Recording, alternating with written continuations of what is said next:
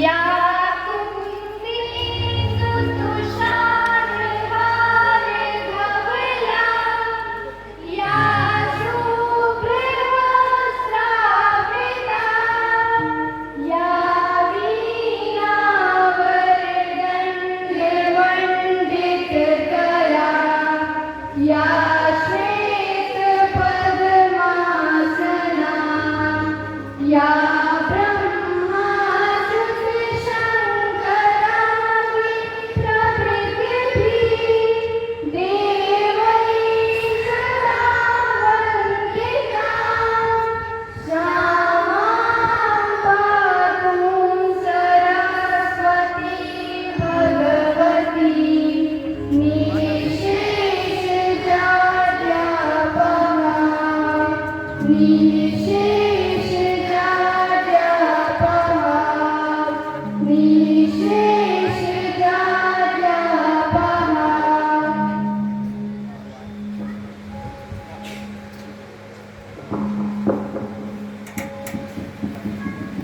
आप सभी से अनुरोध है, आप अपने स्थान।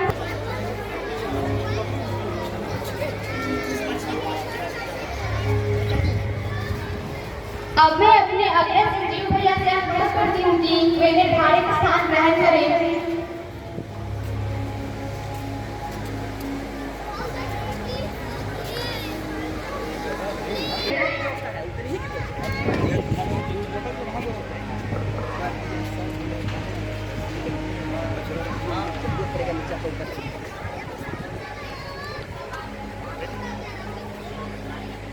अब मैं दीप प्रज्वलन हेतु माननीय संचालक महोदय एवं अंचलाधिकारी महोदय से अनुरोध करती हूँ कि वे संयुक्त रूप से दीप प्रज्वलित कर कार्यक्रम का शुभारंभ करें।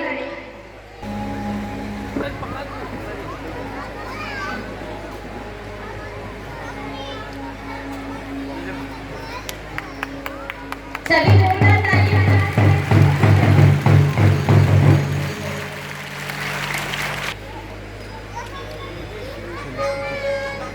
अब मैं सभी छात्र छात्राओं से अनुरोध करती हूँ कि वे यथास्थान खड़े होकर प्रार्थना की स्थिति में हो जाएं।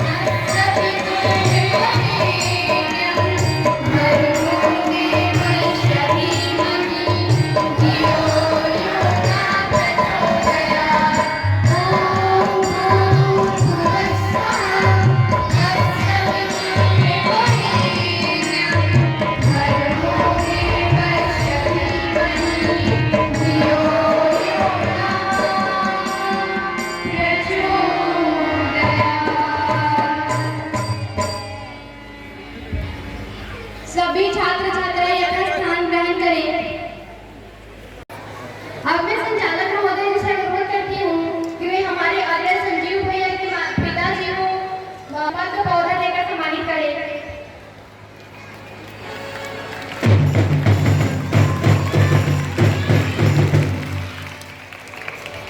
अब मैं संचालक महोदय से अनुरोध करती हूँ कि वे हमारे आदरणीय संजीव भैया जी के चाची जी को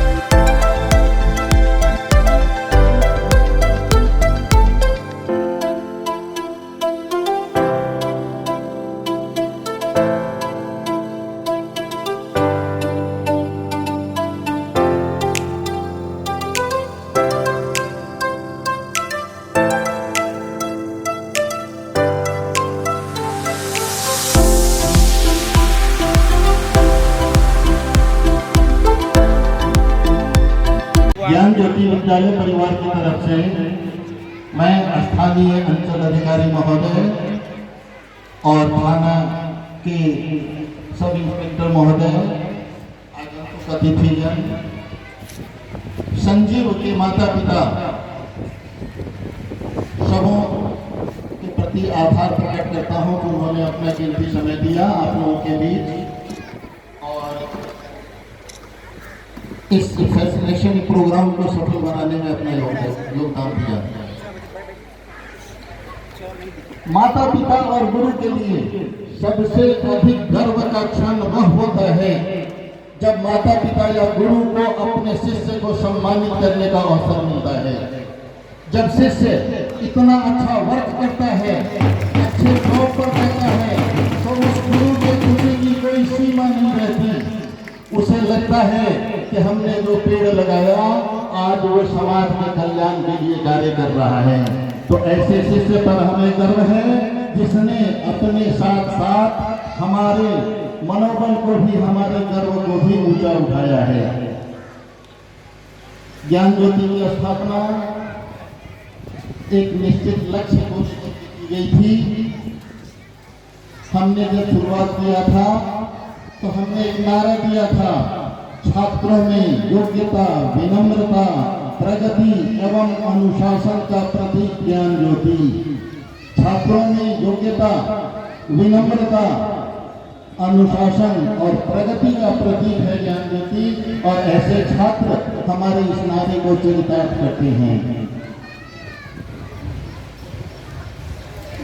शिक्षक अपने छात्रों के लिए मार्गदर्शक का काम करते हैं। हम लोग किसी मकान की नींव तैयार करते हैं। नींव अगर मजबूत हो तो मकान भव्य बनेगा, मकान भव्य बनेगा। हम लोग ऐसे नींव तैयार करते हैं और 10th क्लास तक, 12th क्लास तक जो बच्चे अच्छा संस्कार, अच्छी शिक्षा, अच्छा विचार लेकर आगे जाते हैं वो जीवन में निश्चित रूप से सफल होते हैं। तो ज्ञान ज्योति ऐसे ही योग्य और विनम्र छात्रों को अपने जीवन निर्माण में सहयोग करने का कार्य करती है।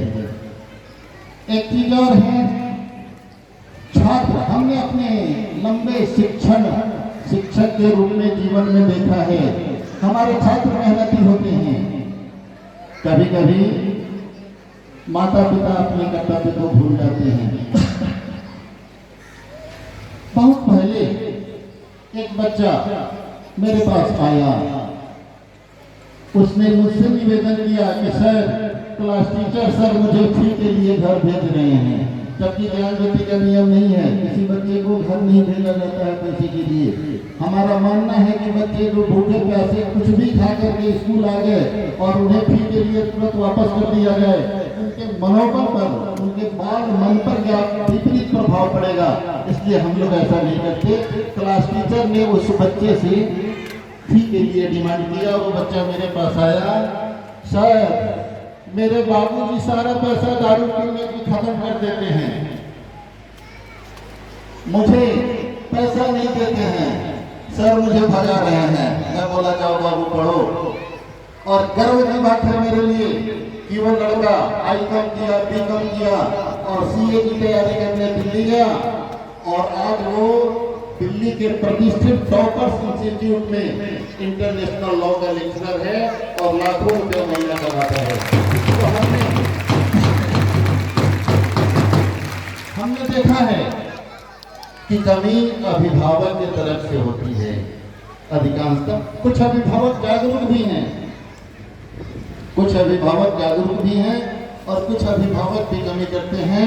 बच्चे हमारे अच्छे रहते हैं, उन्हें अगर सही मार्गदर्शन मिले, सही उन्हें सहयोग मिले तो वो जीवन में बहुत अच्छा कर सकते हैं। हमारे विद्यालय से उत्तीर्ण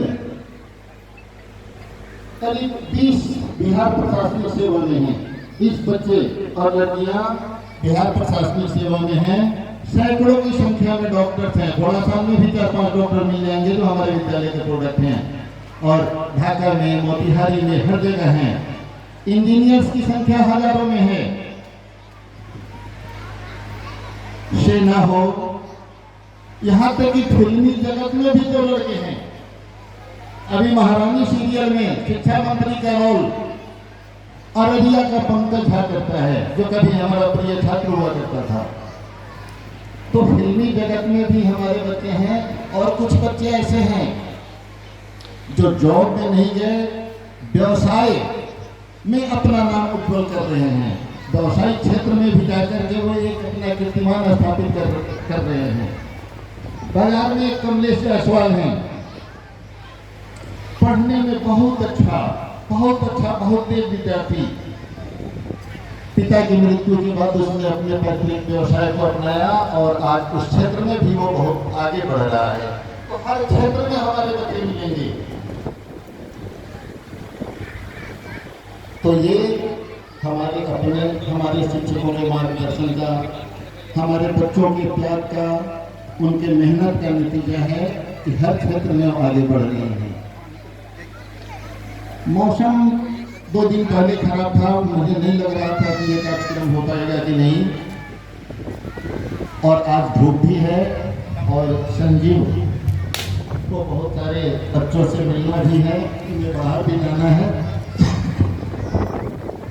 इस परिस्थिति में अब ये तो निश्चित है कि संजीव भारतीय प्रशासनिक सेवा का पदाधिकारी बनेगा। एक मैं छोटी सी कहानी सुनाना चाहता हूँ। एक राजा के 2 बेटे गुरु के पास पढ़ाई करते थे। जब पढ़ाई समाप्त हो गई, दोनों बच्चे वापस चले गए। एक विशेष संजीव के लिए दोनों बच्चे वापस चले गए। अगले दिन गुरु ने राज दरबार को, राजा को खबर करके फिर बच्चे को बुलवाया कि अंतिम शिक्षा बाकी रह गई है। राजा खुद आश्चर्यचकित हुए कि कौन सी शिक्षा बाकी है जिसको देने के लिए गुरु ने फिर से बच्चों को बुलवाया है। राजा, सेनापति, मंत्री सभी लाओ लश्कर के साथ पहुंचे। गुरु जी ने कुछ नहीं किया तो डंडा उठाया और शिष्य को मारना शुरू कर दिया। सेनापति ने तलवार खींच ली, लेकिन राजा रोक दिया कि नहीं, देखो गुरु क्या कहते हैं। गुरु ने बच्चे को मन भर पीटा। उसके बाद पूछा कि बेटे, पिटाई का दर्द महसूस हुआ? उसने कहा, जी गुरु जी, ये कौन सी शिक्षा है? तो अब तुम राजा बनोगे, पिटाई का दर्द महसूस कर सको, निरंकुश नहीं बनो, यही शिक्षा मैंने तुम्हें दिया है, जो अंतिम शिक्षा थी। मेरा संजीव प्रशासनिक अधिकारी बनेगा, इसे भी अपने कर्तव्य का सही पालन करना होगा। सही ढंग से निरंकुश पदाधिकारी नहीं बनना है, एक लोकप्रिय पदाधिकारी बनना है। जनता की सभी लोगों की बातों को सुनना है ताकि इसका नाम और रोशन हो सके। अंत में मैं संजीव के उज्जवल भविष्य के लिए, चूंकि एक कदम यह दूर है, ईश्वर करे हम लोग अगले साल इसे फिर IAS के रूप में सम्मानित करें। इसी स्टेट से हम लोग IAS के रूप में सम्मानित करें, ऐसी मैं बधाई देता हूँ। ये जीवन में और आगे बढ़े। और सबसे ज़्यादा बधाई के पात्र हैं इनके पापा सुनील जी और इनकी मम्मी। चूंकि संजीव ने बचपन में ही एक लक्ष्य निर्धारित किया था। आप सभी बच्चे ध्यान से सुने। जब इसका नामांकन मेरे यहाँ हुआ था, मैंने पूछा था, बेटे क्या लक्ष्य है तुम्हारा? इसने सीधा बोला था UPSC। अर्जुन को दिखने वाले एक आंख की तरह इसका एकमात्र लक्ष्य था UPSC। इनके पिता का लक्ष्य था बेटे को UPSC कराना। और आज संजीव ने अपने मेहनत के बदौलत, मेहनत के बल पर अपने पिता माता के सपने को साकार किया। इसलिए आप लोग भी जीवन में एक लक्ष्य बनावे, इधर उधर नहीं भटके, एक लक्ष्य लेकर चलेंगे, जीवन में आगे बढ़ेंगे, जीवन में हमेशा आपको सफलता मिलेगी। धन्यवाद।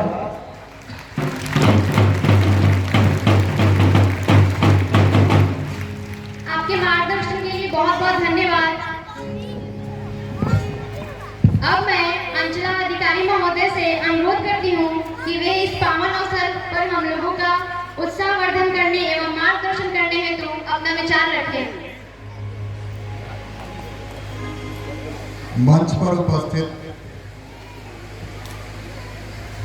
विद्यालय ज्ञान ज्योति के संचालक श्री प्रेम जी और मंच पे उपस्थित आईपीएस संजीव कुमार जी, इनके माता पिता, हमारे घोड़ासरन थाना से आए हुए अधिकारीगण, सामने बैठे हुए तमाम शिक्षक, बच्चों और आप पत्रकारगण, बुद्धिजीवी लोग, आप सभी को आज के दिन की शुभकामनाएं। आज का यह पावन दिन इस वजह से उपस्थित हो पाया कि संजीव जी ने एक बहुत बड़ी सफलता अर्जित की। क्या सफलता है वो? वर्ल्ड की जो टफेस्ट एग्जाम होती है, वर्ल्ड की toughest exam, not in India only, world की जो टफेस्ट एग्जाम है यूपीएससी, उसमें उन्होंने सफलता प्राप्त।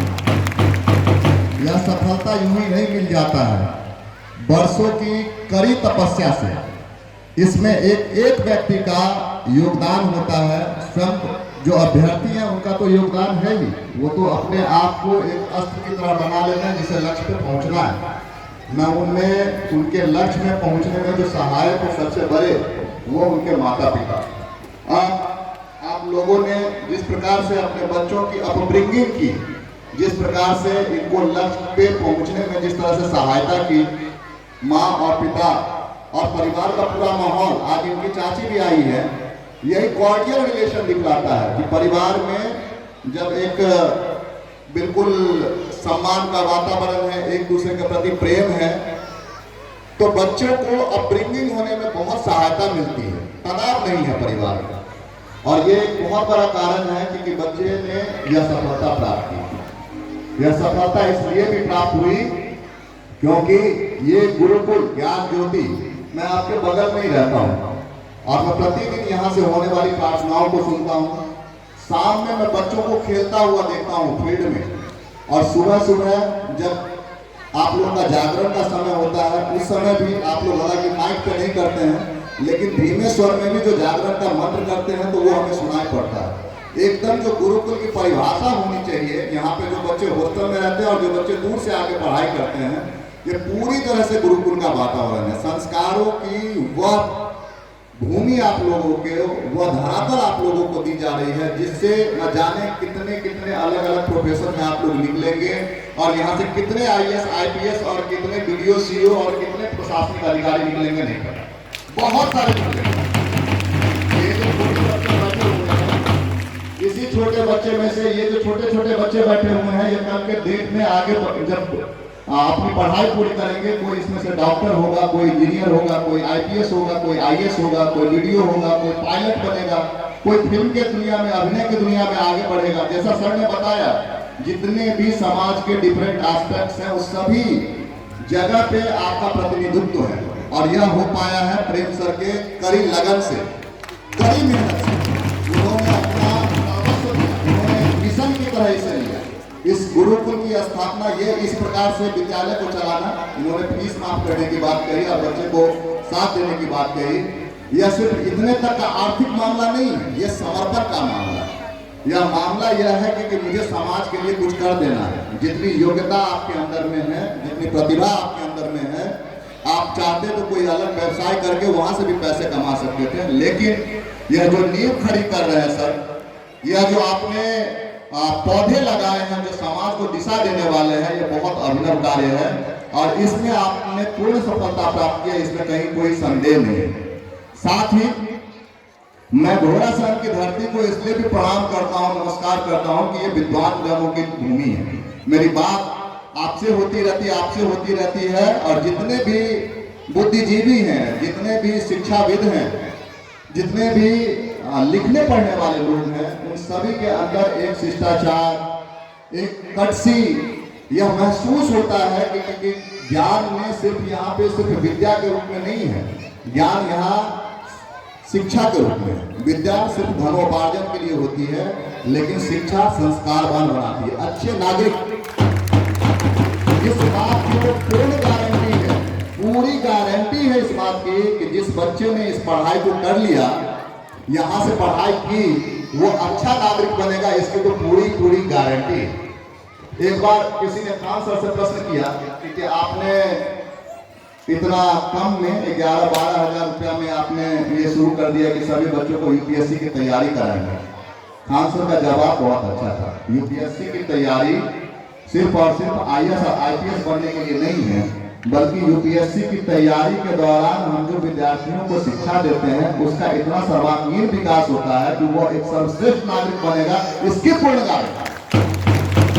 और आप जो तैयारी करा रहे हैं क्लास 1 से क्लास नर्सरी और यूकेजी के बच्चों को मैं देख रहा हूँ, यहाँ से इनकी जो अपब्रिंगिंग की जा रही है, जिस प्रकार शुरुआत गायत्री मंत्र से प्रार्थना से शुरू होती है, छोटे छोटे कैरिकुलम एक्टिविटीज मैं देखता हूँ बच्चे का, चाहे वो खेलने का रूटीन हो, मैं तो बगल में रह रहा हूँ इसलिए मैं देख रहा हूँ, और डेली का रूटीन मैं देखता हूँ जिस तरह से नीट क्लीन बच्चे एकदम ड्रेसअप होके आते हैं।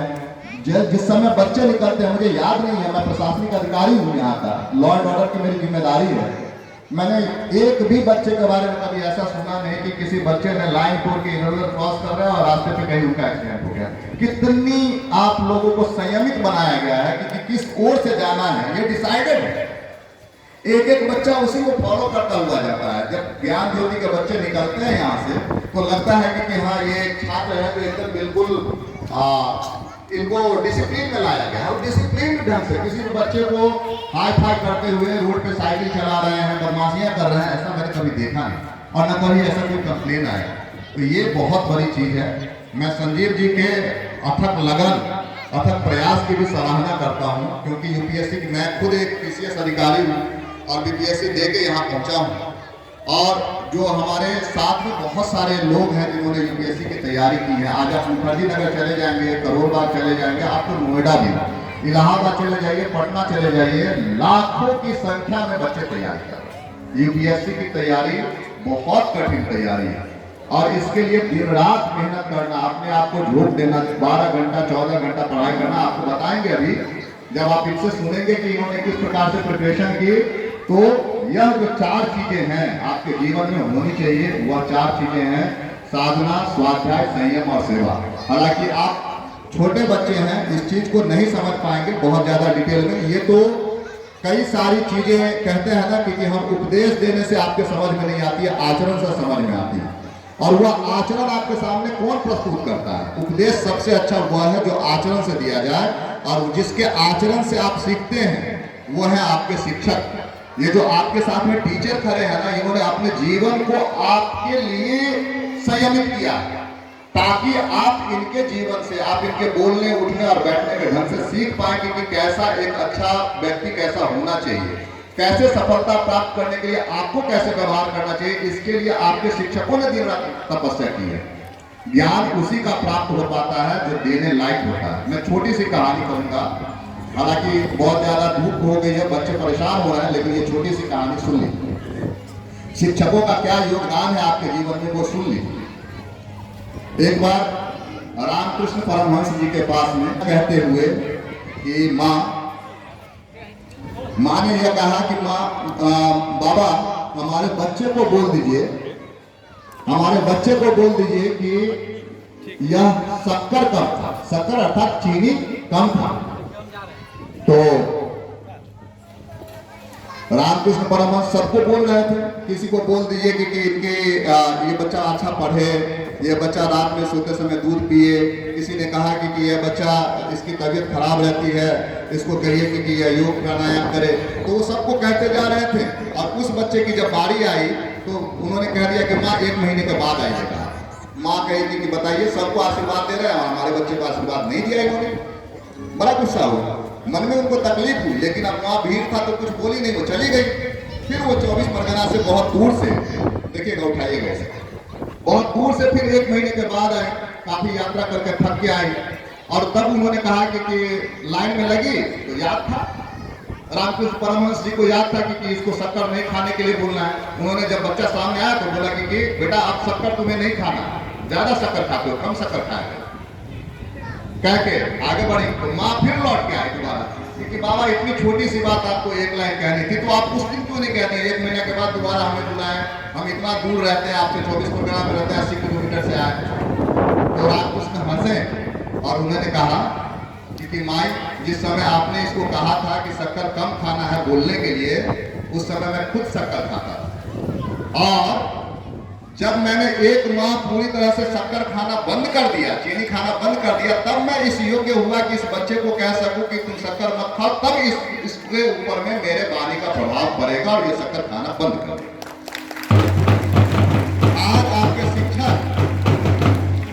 आज आपके शिक्षक जब कहते हैं बेटा ये जो कर्सिव राइटिंग में लिखते हो ये गंदा लिखते हो, इसको ऐसे लिखो, इसका अर्थ है कि उन्होंने खुद उसकी बहुत प्रैक्टिस की है। उन्होंने कहा कि आपको झूठ मत बोलो, इसका मतलब कि वो झूठ नहीं बोलते हैं, उनके बोलने में उन्होंने अपने आप को साधा है, तब जाके आपके उनके वाणी का प्रभाव आपके ऊपर में। वो कहते हैं कि आप डिसिप्लिन में रहो, तो वो खुद बहुत ज्यादा डिसिप्लिन में रह रहे हैं, उन्होंने खुद बहुत बड़ी तपस्या की है, इसलिए वो कहते हैं और आपके ऊपर प्रभाव पड़ता है। आज प्रेम सर ने जो योग किया, जो उन्होंने अपनी साधनाएं की, उसके वजह से उनके कहे हुए प्रिंसिपल के कहे हुए एक एक शब्द का आपके ऊपर में क्यों प्रभाव पड़ता है, क्योंकि प्रिंसिपल दिन रात उसी चीज में वो जीते हैं। डायरेक्टर साहब दिन रात उसी सपने को जीते हैं, इसलिए उनके कहे एक एक शब्द का प्रभाव आप लोगों के ऊपर पड़ता है। तो ये बहुत बड़ा सौभाग्य का बात है।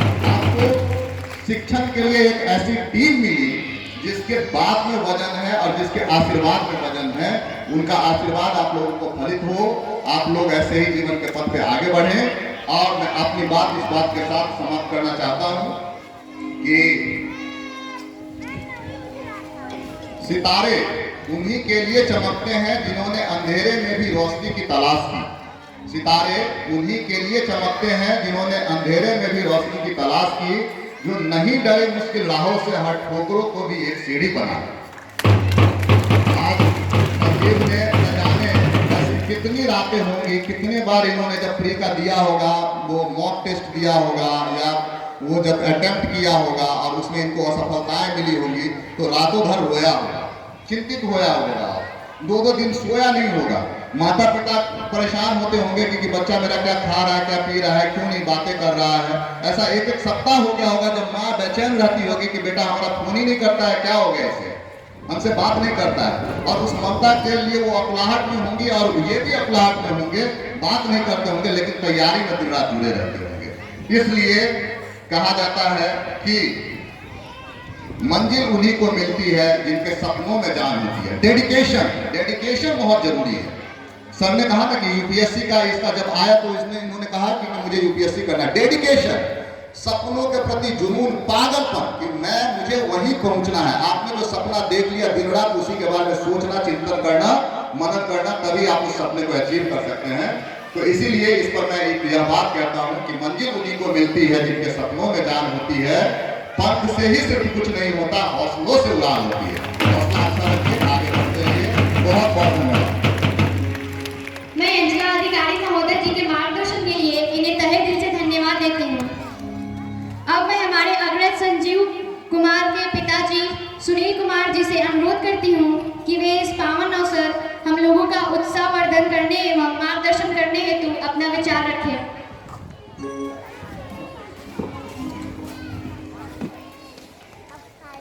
ज्ञान ज्योति के सभी शिक्षकों को मेरा नमस्कार और आए हुए बच्चों को आशीर्वाद। मैं इन बच्चों से यही कहना चाहूँगा कि आप लोग किसी भी फील्ड में जाना चाहें, डॉक्टर हो, इंजीनियर हो या जो भी बनना चाहें, उसमें आप कड़ी मेहनत करें और संयम से पढ़ाई करें और घबराएं नहीं। क्योंकि कुछ बच्चे हैं बहुत जल्दी उत्तेजना में आ जाते हैं या घबरा जाते हैं कि हमसे नहीं होगा। तो उन बच्चों को मैं ये कहना चाहूँगा कि उसे घबराए नहीं और लगातार प्रयास करते रहें और आगे बढ़ें। बहुत बहुत धन्यवाद। आपके मार्गदर्शन के लिए बहुत बहुत धन्यवाद। अंत में अब मैं अपने अग्रज संजीव भैया जो कीचड़ से निकले उस कमल के समान हैं, जिन्हें श्रद्धा से सभी मांगलिक कार्यों में प्रयोग करते हैं, उनसे विनम्र आग्रह है कि वे अपने अनुभवों से हम सभी का समुचित मार्गदर्शन करें।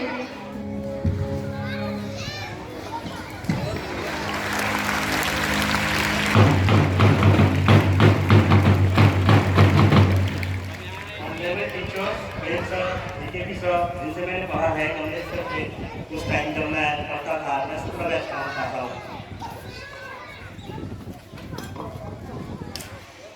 आज सीओ सर भी यहाँ पे हैं, एसआई सर हैं दोनों, तो काफ़ी अच्छा लग रहा है यहाँ पे आके। मैं ऑलमोस्ट 8 साल बाद यहाँ आ रहा हूँ। एक बार आया था सर से मिलने बीकेपी सर, तो वो सारे एक्सपीरियंस जो है काफ़ी, ये तो काफ़ी बदल गया है। ये जब मैं था तो ये बन रहा था उस टाइम, ये बना नहीं था, तो काफ़ी चेंजेस आए हैं और मेरे में भी काफ़ी चेंजेस आए हैं। जब मैं उस टाइम तो मैं मतलब 12 जब मैं पास आउट हुआ उस टाइम मेरी एज काफ़ी कम थी, अभी मेरी 23 ईयर्स है, तो अभी भी कमी है। तो आप लोग सब मेरे भाई बहन जैसे हैं छोटे छोटे, तो जितने भी लोग यहाँ पे आए हैं उनको गुड मॉर्निंग। और मैं अपनी जर्नी बताना चाहता हूँ, जहाँ से मैं निकला, यहाँ से निकला। मेरी जर्नी स्टार्ट हुई थी यहाँ से, 2017 में यहाँ से पास आउट हुआ। मैं प्लेस नहीं गया था उस टाइम पे। बीकेपी सर से बात हुई थी कि सर क्या करना चाहिए आगे, तो सर ने बोला था कि लाइक तुम्हें क्या करना है। मैंने बोला सर ये करना है, कैसे कैसे करना है। सर ने गाइडेंस दिया था, तो मैंने सोचा कि कहाँ से करना है, क्योंकि ये स्कूल उस टाइम 10th तक ही था, तो मैं बाहर जाना चाहता था, तो कहाँ जाना।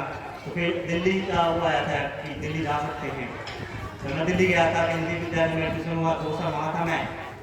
फिर वहाँ पे अच्छे मार्क्स आए, तो फिर दिल्ली यूनिवर्सिटी में भी मेरी एडमिशन हो गई, और दिल्ली यूनिवर्सिटी में होने के बाद 3 साल वहाँ पे बीच में लॉकडाउन भी आया। तो काफ़ी जो फेजेज होते हैं वो काफ़ी डाउन ग्रेडिंग टाइप होते हैं।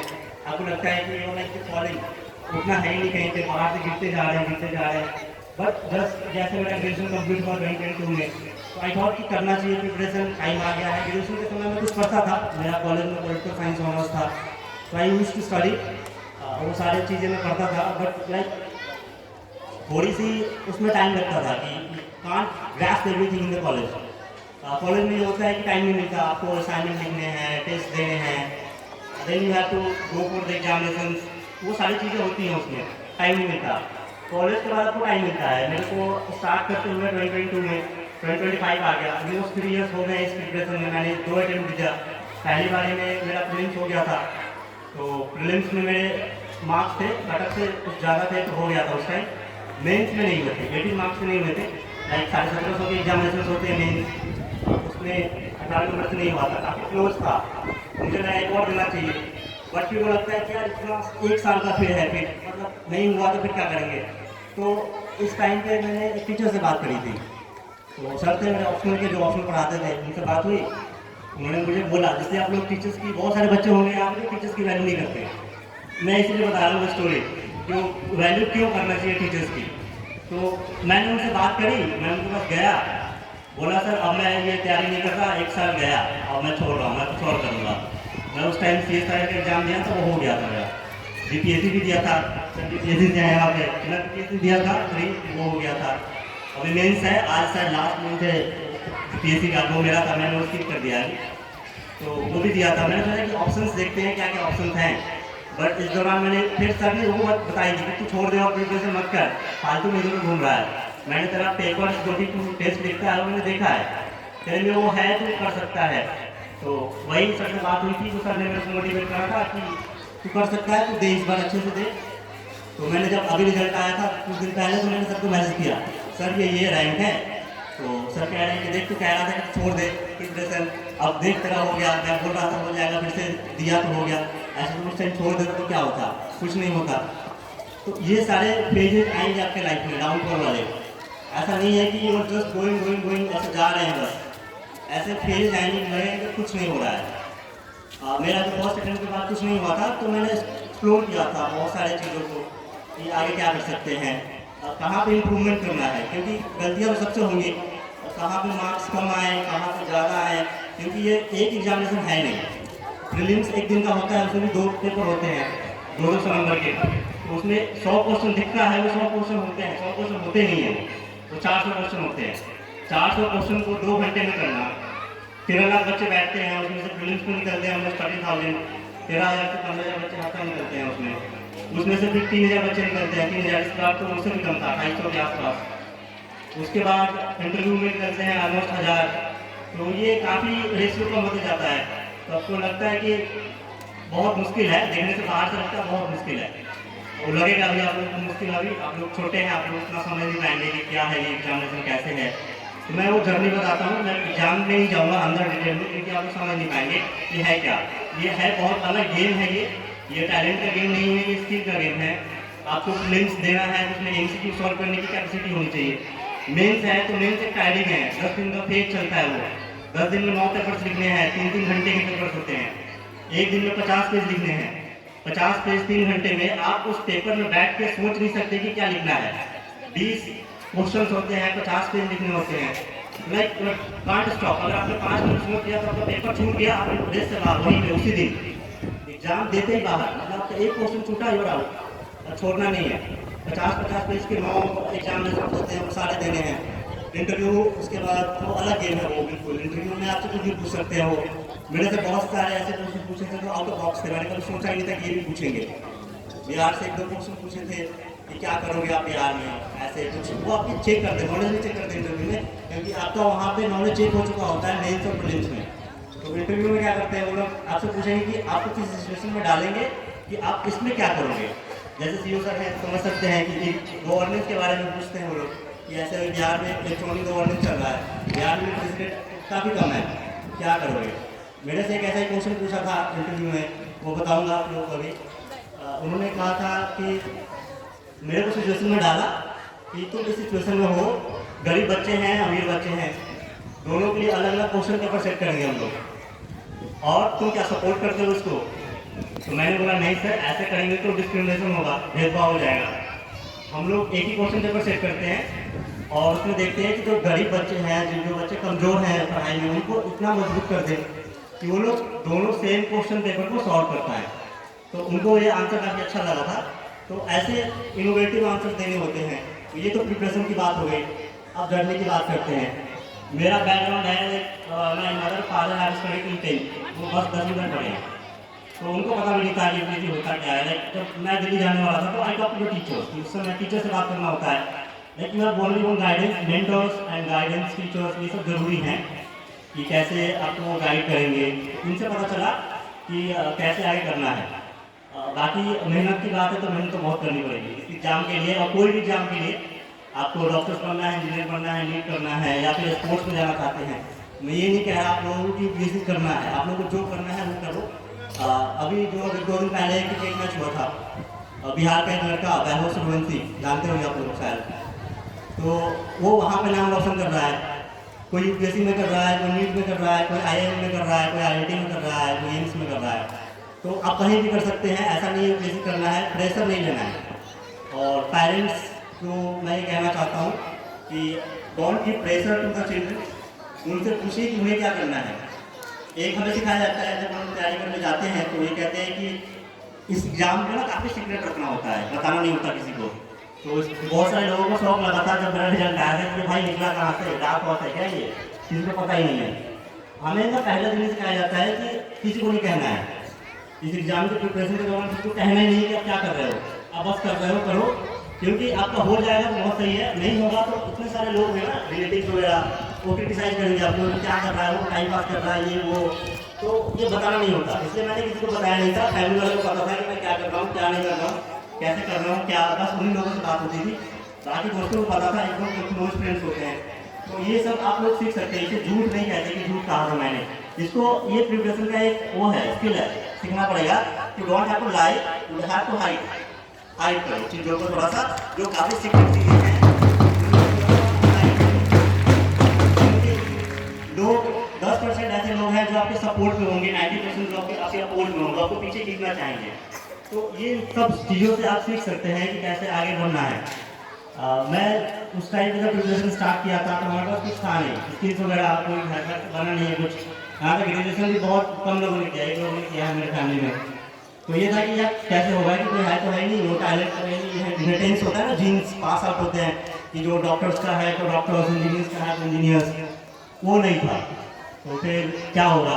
तो जाकिर खान एक स्टैंड अप कॉमेडियन है, उनका एक लाइन है, उस समय बहुत इंस्पायर किया था मुझे कि लाइक जब वो आगे बढ़े ना नीचे से ऊपर, तो उनकी लाइन थी कि किसी ने उनसे पूछा था किसी इंटरव्यू में कि कहाँ से आ रहे हो, उन्होंने बोला था बड़ी दूर से। तो उनका जगह का नाम क्या है, उन्होंने बोला मेहनत। तो यही जगह का नाम है मेरा, मेहनत। आप यहाँ से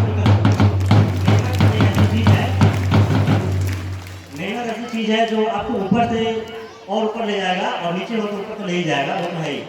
बट यहाँ पे है कि इस फेज में आने के बाद लोगों को लगता है कि हम्बलनेस छूट जाती है।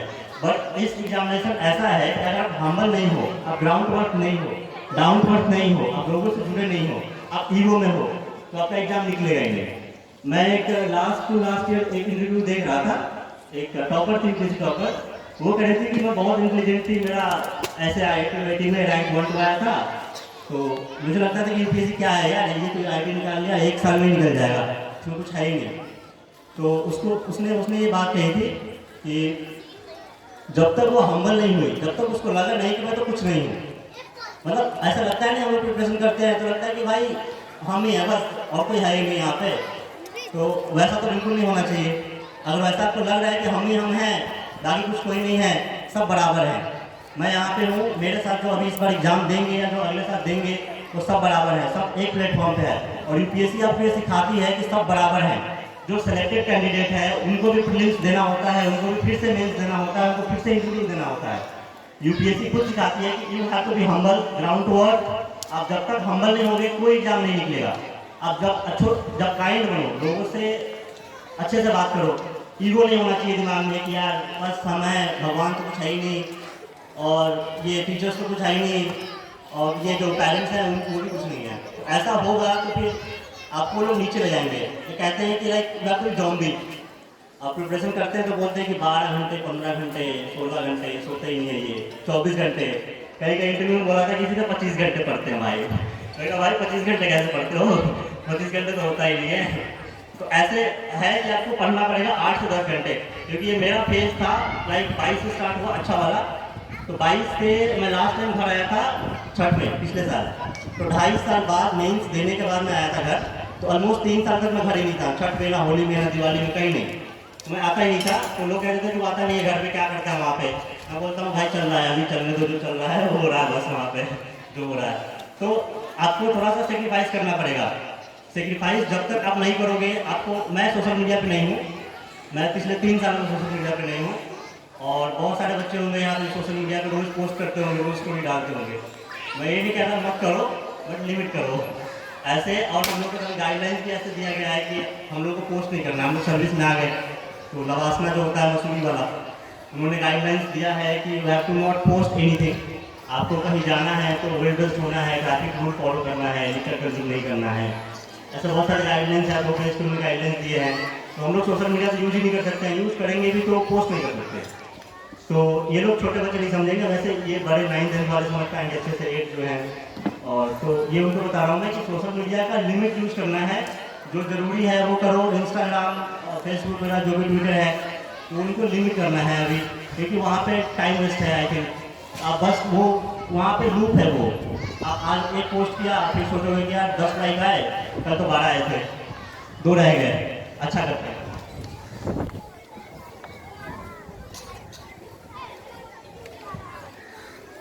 तो ये सब है, सोशल मीडिया वगैरह आप छोड़ सकते हैं। तो ये यहाँ पे है। तो लास्ट में ये कहेंगे सेक्रीफाइस के बारे में। सेक्रीफाइस तो करना पड़ेगा। एक जफर साहब की एक शायरी है, वो सेक्रीफाइस के बारे में कहते हैं कि इन हसरतों से कह दो कहीं और जा बसे, इतनी जगह नहीं है दिल दागदार में, उम्र दराज मांग के आए थे 4 दिन, द्वार जो कट गए 2 इंतजार का। तो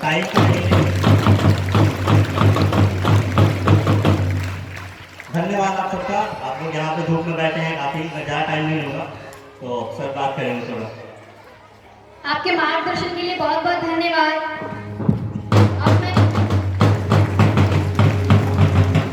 अब मैं धन्यवाद ज्ञापन हेतु माननीय संचालक महोदय जी से अनुरोध करना चाहती हूँ।